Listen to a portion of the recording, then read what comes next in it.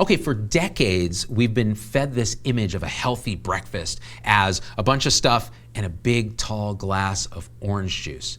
And this idea that juicing fruits and vegetables can somehow be part of a really healthy lifestyle has pervaded all of popular culture to the point where you're getting people sending you on social media their juice cleanse and all kinds of ideas of how to juice. And there's machines and a multi-million-dollar industry dedicated to juicing fruits and vegetables.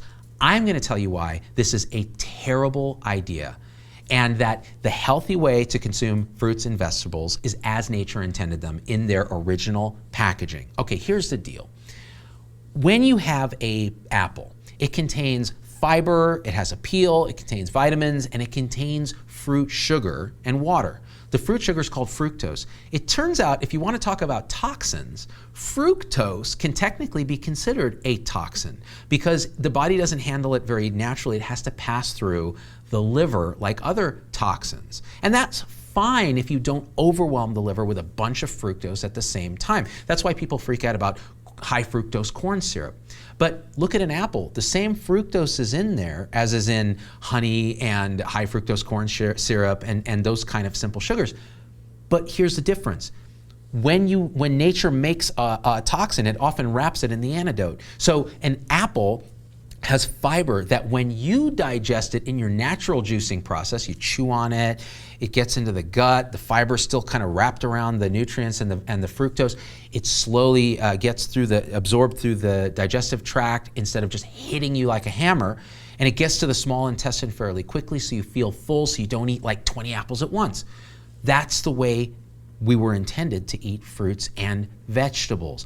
It fills you up, it slows the absorption of sugar. Now, what happens when we juice? So people think, well, if fruits and vegetables are natural and good, a bunch of them ground up in a palatable format where I can drink it must be better. Wrong, wrong, and wrong. And here's why. When you grind up a fruit, you release the fructose and that sugar from the matrix of the fiber. Many juicing sort of approaches take the pulp and the fiber away. Even if they don't, it's still really not helpful to break it up in the way that juicing does and release so much of the sugar.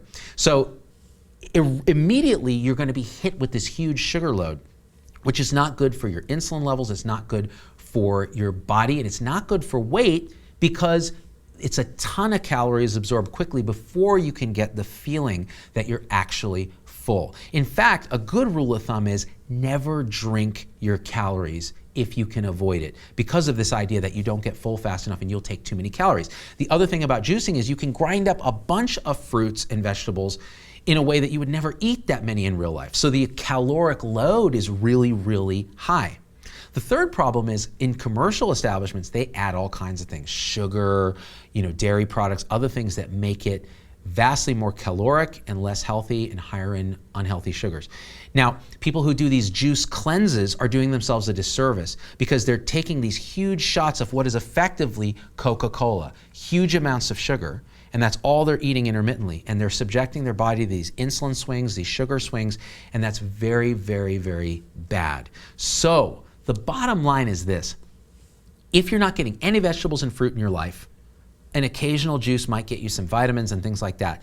But really going overboard and thinking that you're being healthy by doing it to the exclusion of eating healthy in other ways is a terrible, terrible lie that you're telling yourself. The second thing is, look, if you want to grind up kale and vegetables and add no sugar and not any salt and all that and drink it, that's probably an okay way to consume vegetables. Good luck with the flavor of that. A basic rule of thumb is if it tastes terrible, it probably is good for you. And most people aren't going to enjoy their vegetables like that. My approach, take some damn kale, bake it in an oven with some olive oil, a little bit of salt, and it tastes delicious, and you get that leafy green without the nasty blah. And you don't have to add fruit juice to sweeten it. You don't have to add a whole bunch of salt. It's the way it was intended. So the bottom line, if you want to juice for an occasional fun treat, that's fine. If you're juicing to be healthy, bad idea and wrong. And just eat more vegetables, eat more fruit, and try to stay away from this stuff because this is unequivocally bad. That's all I got to say. Share it with a bro who's got hella vocal fry who's telling you to juice. And we out.